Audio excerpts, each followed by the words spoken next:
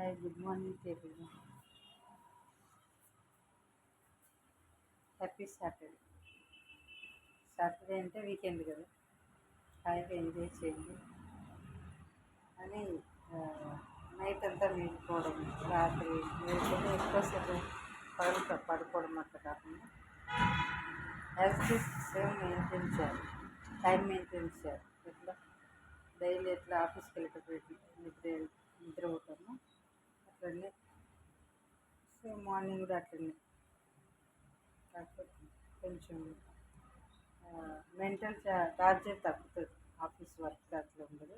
ఫ్యామిలీతో ఎంజాయ్ చేయండి, మంచిగా గ్రీన్ పీస్ ఉండే చోటుకి తిరిగి అక్కడ మంచిగా గాలిని ఆస్వాదించండి. హుస్సేన్ సాగర్ అని ఇట్లా బుద్ధుడు ఉన్న చోట ట్యాంక్ బండ్ అని తర్వాత అక్కడ వెళ్ళకండి అస్సలు. అది చాలా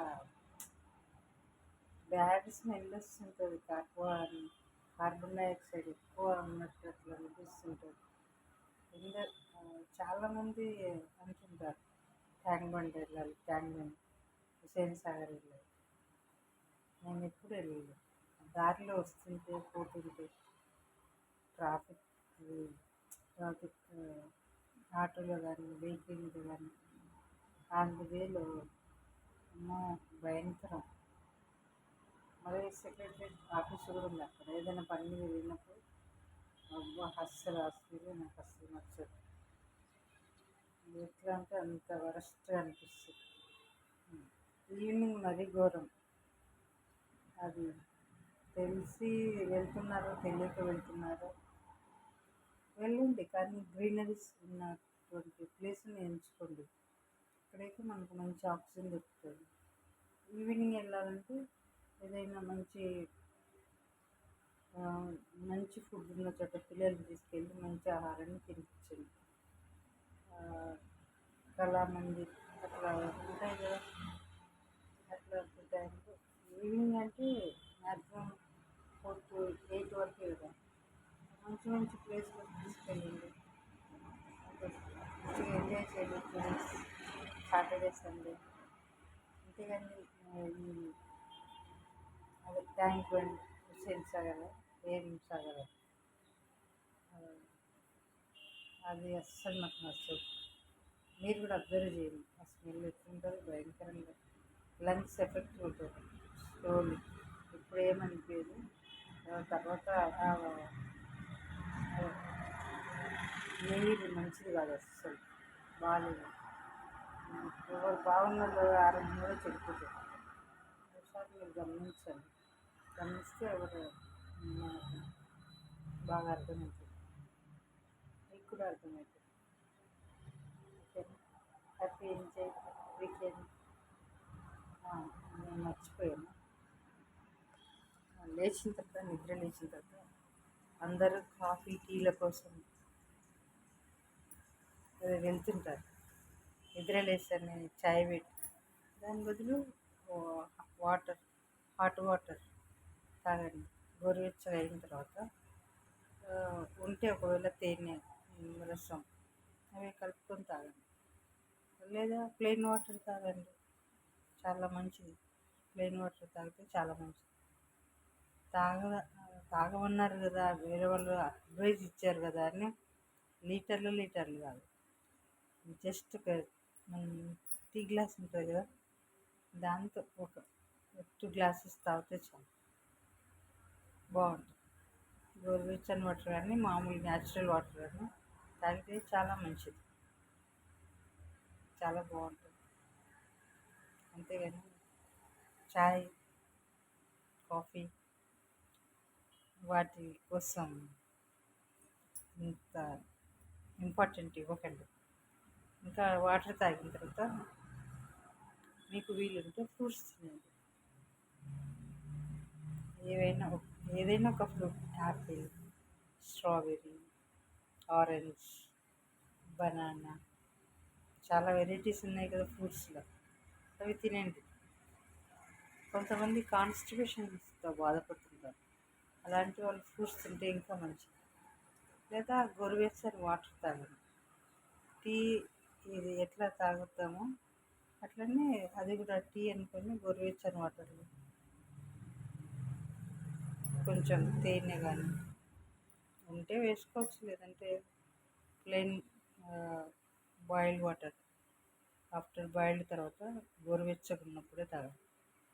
బాయిల్డ్ అని మరి వేడి వేడివి చాయ్ ఎట్లా తాగుతాం అట్లా తాగొద్దు. గోరువెచ్చని వాటర్ తాగితే కూడా కాన్స్టిపేషన్ తగ్గుతుంది అంతే. మరి టీకి బానిస అయిపోతే ఎసిడిటీ ప్రాబ్లమ్ వస్తుంది, అదొక్కటే ప్రాబ్లం. దాని బదులు హార్లిక్స్, అదే పాలు తాగవచ్చు. పాలలో హార్లిక్స్ వేసుకొని తాగొచ్చు మార్నింగ్. ఎనర్జెటిక్గా ఉంటుంది, కాల్షియం వస్తుంది. మనకు కాల్షియం అవసరమే కదా బాడీకి. చాలా బాగుంటుంది. ఫ్రూట్స్ కానీ పాలు కానీ గోరువెచ్చని వాటర్ కానీ తాగితే కాన్స్టిపేషన్ తగ్గుతుంది. ఈ మూడు మెయింటైన్ చేస్తే హెల్తీగా ఉంటారు ఎవరమైనా కూడా. నేను ఒక అమ్మ దగ్గర ఉన్నాను, ఆమె 87 years. ఆమెకు ఎందుకున్నా అంటే కేర్ టేకర్గా ఉన్నాను. కొద్ది రోజులు అది నాకు వర్క్, ఆ కేర్ టేకర్గా ఉండడం నాకు అనిపించింది, చేస్తున్నాను. అయితే అమ్మ 87 years అయితే కూడా ఎంత అసలు ఎంత బాగుందో. హెల్త్ ఇష్యూస్ ఏం లేవు, అసలు ఏం లేవు. కాకపోతే ఒంటరిగా ఎప్పుడు ఎంతమంది ఉన్నా కానీ నా పక్కన కూర్చో, నా పక్కన కూర్చో, నా దగ్గర ఉండు అని చెప్తుంటాను. అంటే వాళ్ళ నా ఫ్యామిలీలో వాళ్ళ హస్బెండ్ లేడు కాబట్టి అప్పటి నుంచి కూడా వాళ్ళు ఇంట్లో నుంచి బయటికి వెళ్ళకుండా బాగా మంచి ఫ్యామిలీ అనమాట. వాళ్ళకు ఏం తెలియదు బయట వెళ్ళి షాపింగ్ చేయాలి ఒంటరిగా. ఎప్పుడు చిన్నప్పటి నుంచే అమ్మ నాన్నలతో, అక్క చెల్లెళ్ళతో, ఫ్యామిలీతో, ప్లస్ పెళ్ళైన తర్వాత కూడా భర్త అయిన తర్వాత పిల్లలతో అట్లా ఉన్న ఫ్యామిలీ వాళ్ళు. అలాంటిది హస్బెండ్ లేడు కదా, ఏజ్డ్ అయిపోయింది కదా, అదొక భయం. ఎవరైనా ఆమె కాదు, ఎవరైనా వయసు తగ్గే కొద్దీ వాళ్ళకు ఎవరైనా ఒకరు పక్కన ఉండాలి. ఏం అవసరం ఉండదు, అన్నీ ఆమె చేసుకుంటాం, అన్నీ ఆమె తింటుంది, తాగుతుంది, మంచిగా చాలా హ్యాపీగా ఉంటుంది. జస్ట్ ఆమెకు తోడు కాదు. ఇంట్లో వాళ్ళంతా ఫ్యామిలీ వాళ్ళు జాబ్స్ కానీ వాళ్ళ పనుల మీద వాళ్ళు వెళ్ళిపోతారు కదా, ఆమెకు మాటలు చెప్పడానికి, ఆమె చెప్తే వినడానికి. ఆమె ఎక్కువ డివోషనల్గా ఎక్కువ ఉంటుంది. ఆ సాంగ్స్ పెట్టడానికి, డివోషనల్ బుక్స్ ఎక్కడైనా ఉంటాయి కదా వాళ్ళ ఇంట్లో, అవి వాటి గురించి చెప్పడం, అలా ఎక్కువ డివోషనల్గా ఉంటుంది అన్నమాట. 87 years అయితే కూడా ఫుడ్ మెయింటెనెన్స్ ఎంత బాగా తీసుకుంటుంది, అసలు ఎంత యాక్టివ్ ఉంటుంది అసలు. అమేజింగ్. తన యాక్టివిటీస్ కానీ తన మాటలు కానీ ఎంత రాయల్గా, అంత నచ్చుతాయి నాకు. ఆమె వాళ్ళ కొడుకు వచ్చి మా అమ్మ పేషెంట్ అని చెప్తారు. ఆమె పేషెంట్ ఏం కాదు, అసలు హెల్త్ ఇష్యూస్ ఏం లేవు. పేషెంట్ అని ఎట్లా అంటాం, జస్ట్ మెంటల్లీ కొంచెం లిటిల్ బిట్ 1% అంతే, కొంచెం అప్సెట్. అంటే ఫ్యామిలీ ప్రాబ్లమ్స్ వల్ల, వాళ్ళ హస్బెండ్ లేనందువల్ల అలా ఉందని నేను అనుకున్నాను అంతే. ఇప్పుడు మంచిగా ఉంది. నేను వచ్చి 1 monthలో నేను చాలా ఫీల్ అయినా, అయ్యో ఇలాంటి పేషెంట్తో నేను ఎట్లా ఎట్లా ఉండాలి అని. కానీ 1.5 month తర్వాత ఇప్పుడు మంచిగా మెంటల్లీ స్ట్రాంగ్ అయిపోయింది. వాడే ట్యాబ్లెట్స్ కూడా డోస్ తగ్గించారు, మంచిగా ఉంది, హ్యాపీగా. మామూలుగా ఓల్డ్ ఏజ్ వాళ్ళకి 10 hours 8 hours మినిమం అవసరం నిద్ర. అది ఇప్పుడు కరెక్ట్గా ఆమెకు మంచిగా నిద్రపోతుంది. 8 అవర్స్ నిద్రలోనే ఉంటుంది మంచిగా. పగలు పడుకుంటా లేదు, పగలు అస్సలు పడుకోదు. మంచి హ్యాబిటే కదా. నైట్ మాత్రం మంచిగా నిద్రపోతుంది, హ్యాపీగా ఉంది. అన్నీ ఆమెకు ఏ ప్రాబ్లం లేదు. డైజెస్ట్ సిస్టమ్ బాగుంది, బ్రెయిన్ అంతా బాగుంది, కళ్ళు అన్నీ అసలు ఈ ప్రాబ్లం ఉందని ఈ ట్యాబ్లెట్స్ ఏం వాడతలేదు. జస్ట్ కూడా ఆమెకు అంతే. ఫస్ట్లో నేను కొంచెం భయపడ్డా, తర్వాత బాగుంది. అట్లా ఆమెకు ఆ ఏజ్లో కూడా ఎంత హెల్తీగా ఉంది అంటే పాత వాళ్ళు ఎంత మెయింటైన్ చేస్తుంటారో అని మనం అర్థం చేసుకోవాలి. వాళ్ళు తినే ఆహారం కానీ వాళ్ళు వాళ్ళ యాక్టివిటీస్ కానీ ఎలా మెయింటైన్ చేసి ఉంటారు. మనం అప్పట్లో టీ కాఫీలు ఏం అంతగా లేవని నాకు అనిపిస్తుంది.